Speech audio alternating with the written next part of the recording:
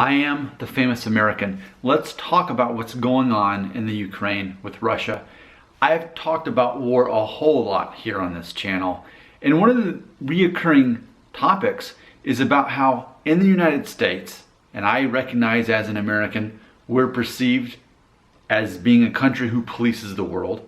I've also brought up the fact that we tend to be in wars with people who have different cultures and ethnic backgrounds than us as a whole. And I get it, the United States is technically a melting pot, but what I'm getting at specifically here is we have a situation where with the Ukraine and Russia, generically they're seen as European or white. So they're not of a different specific religion, they're not a specific different ethnic background as compared to Europeans. You know, we can look at Vietnam, we can look at Korea, we can look at all of the conflict in the Middle East, and for the past several decades it's been very easy to distinguish who is, quote, the enemy. But as we're seeing what's unfolding here, these are people who look like me. I always remind everybody of an episode on Black Mirror where it showed the United States soldiers and they put a chip in their brain so that they would perceive the enemy to look like these zombies so that they would know who to go after, who to attack, who to kill. And one of the chips malfunctioned and one of the soldiers realized this guy looked and acted just like him. Same ethnic background, assumed same religion, etc. It's easier to go to battle when you know who your enemy is and you can look at them and they look different than you.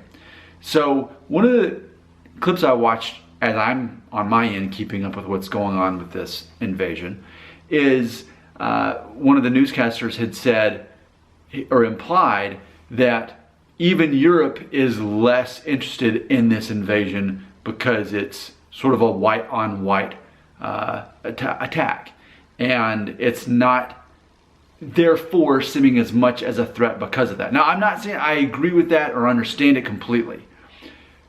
I'm trying to process it. But I do think that's interesting. I mean, I think this is worth talking about. I think it's worth talking about that we're seeing all this go on in the world, this conflict, this invasion, and how horrible it is. And it makes you think if this turns into more of an official war and other countries are being involved, it's interesting because it's going to be more of a European war. Maybe that's the strongest language I should use. Maybe that's what I should be saying here instead of saying white on white. I mean, that's ultimately what it comes down to. But the point of this video, the takeaway is this. This conflict reminds us that the United States has a history of being involved regarding their military with other nations that have different religions than us and overall different ethnic backgrounds than us. And this is an exception to the rule. This is different. We look at the enemy, they look like us. They don't look different as we're accustomed to. Where it's easy to say, yep, that country, everyone in that whole region, they're the enemy. Which is, I think, if we consider what's happened in the Middle East over the past 20 years since 9/11, it's been easier as a culture for the United States to look at that side of the world, they're the enemy because of what happened on 9/11. And we conflate whole entire groups of people or nations because of that, which I don't agree with, but I'm saying that it happens. So what can we learn from this? Do you have thoughts on this? I think it's interesting. I think it's a talking point. I want to be very clear. It's horrible what's going on.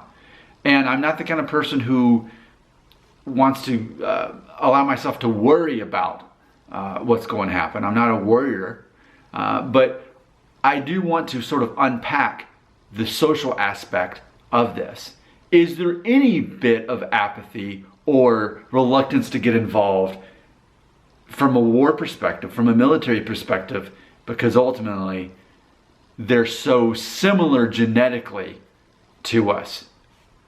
Can you see what I'm saying there? Your comments belong right here.